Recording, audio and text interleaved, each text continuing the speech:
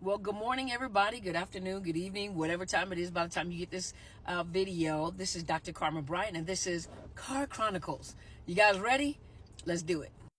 You know, as a coach and as a therapist, and some of you can relate because you work in this field, you know, the most heartbreaking thing is when a person has really put up their defenses and they are in a state of denial.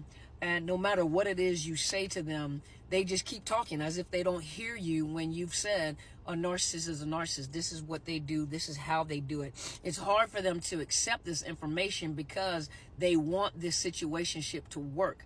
And they're doing everything that they possibly can to try to make the situation work. And it takes two people to be in a relationship or a situationship. It takes two people to work toward a common goal in a relationship.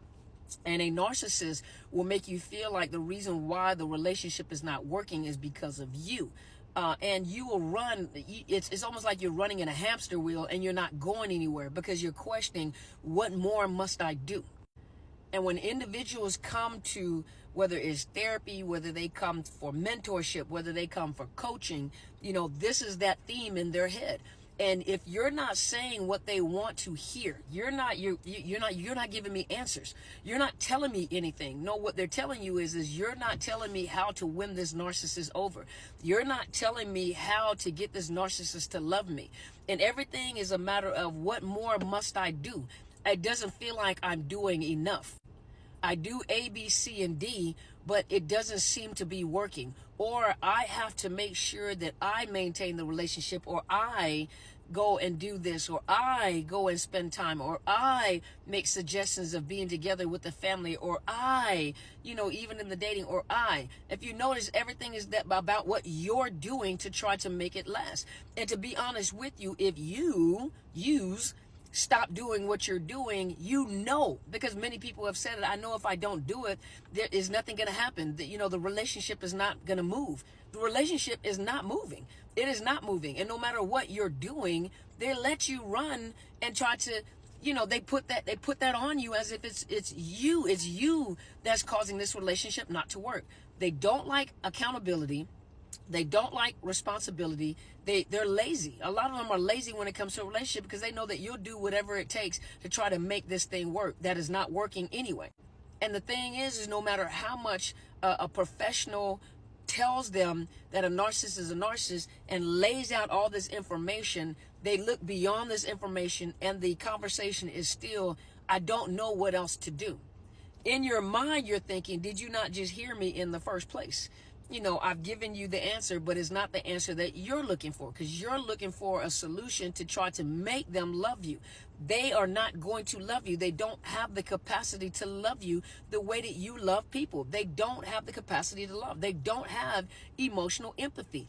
And the thing about it is that you know in your heart, and I've heard people say they know in their heart, if I don't do this, the relationship is not going anywhere, when we already know it's not going anywhere, because if you stop doing what you're doing, they're not going to pursue you.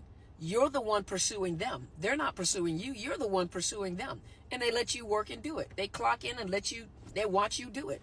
And you know that if you stop calling, you stop making dates, stop making suggestions, stop making family plans. You know, if you're dating someone, stop making family plans. If you stop going over to check on them, you're not going to hear from them. You know that you're not going to hear from them. They're not going to call you. They're not going to keep up with it. Every blue moon, they may check to see where you are because they're checking the temperature of where you are. But other than that, they're not, you know, and all they have to do is listen to you and they'll know exactly where you are. You start fussing like, you know, it's been 2-3 weeks. You know, I've sat here and I've waited and I knew, and I'm waiting and I knew. And they're like, well, it's not like that. I'm busy. You know, I have a lot to do. You knew when you met me I was busy and I had this to do. I'm just not interested like that. That's you. You're interested like that. That's just not me.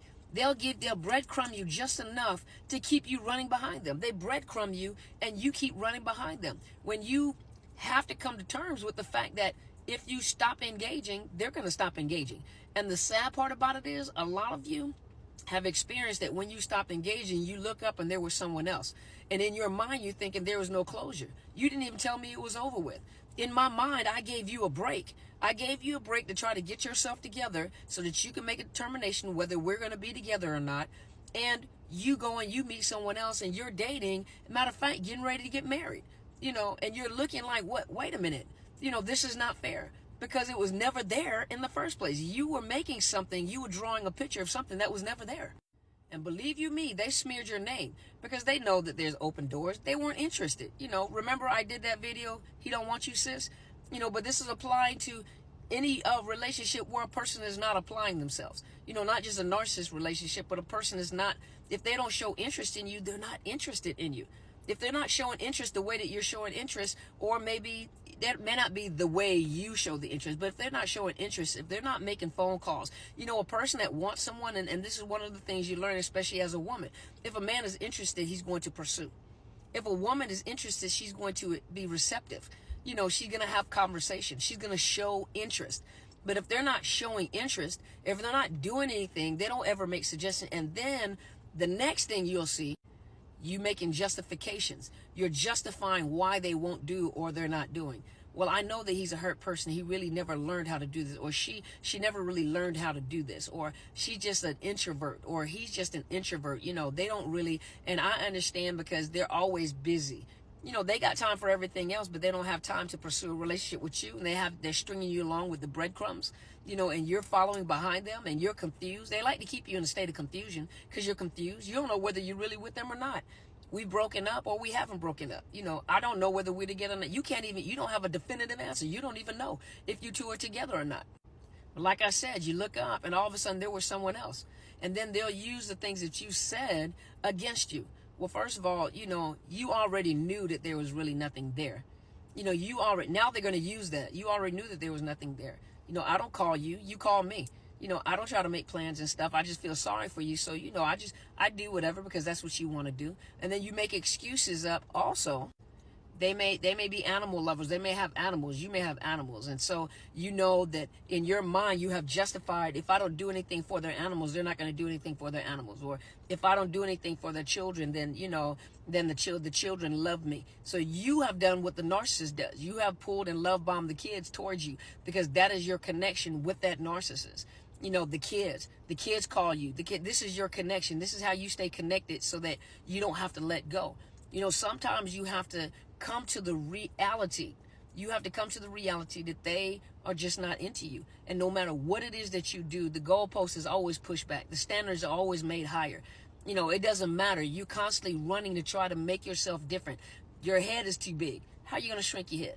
Your hair is too big. Okay, let me flat iron my hair. You're too fat. Okay, let me lose weight. You're too skinny. Okay, let me gain weight. You're not a healthy eater. Okay, let me eat healthier. You need to be a vegan. Okay, let me do the vegan thing. You're a vegan and you need to eat meat. Okay, let me be a carnivore then. No matter what it is that you do, you're too tall. Can't do anything about being tall. You're just short. There's nothing, you're too short. Okay, well, let me start wearing heels to make myself look taller. So it doesn't matter what it is. If you always notice, it's always the relationship is not working because of you. And you're taking upon the responsibility to try to make this thing work. You can't make anything work. And then a lot of things that they're saying to you are excuses. I don't want to be at home because I'm stressed. Okay, so you might have to do a self-evaluation. I understand that, do a self-evaluation to see, what role do you play in the situation? I can see that, but what role do they play in the situation? You're never at home. Anyway, you've never been at home. Anyway, so how can you be stressed if you're not even at home? Some of them don't even sleep in the same room with you and haven't for years. And I guarantee you what you probably say is they just can't sleep in a regular bed. They can't sleep on the mattress. You done bought 1,500 mattresses, but the mattress still does not work for them. Where do they need to sleep? On the floor? What do they need to do? No matter what mattress you have invested in, you spend all this money on mattress, they still don't want to sleep up in the mattress. It's uncomfortable up here. It makes me feel stressed in here. Okay, you go downstairs and you get out of rollaway bed, or you get you a sleeper sofa. Go downstairs and sleep with them and see what they say. They're going to come up with another excuse to get away from you. You know why? 9 times out of 10, they're doing their own thing on their telephone. They're doing their own thing. And they're probably pursuing someone else, or they're disconnected, or they probably discarded you, and they're just not interested in you like that. But you have to wake up. In 2024, we're waking up, and you have to wake up that you can't be in denial all the time. You can't justify their behaviors all the time. Sometimes it is what it is, and what it is that you see. Men are not that complicated. They just tell you straightforward, and they let you see. Nonverbal communication, let you know.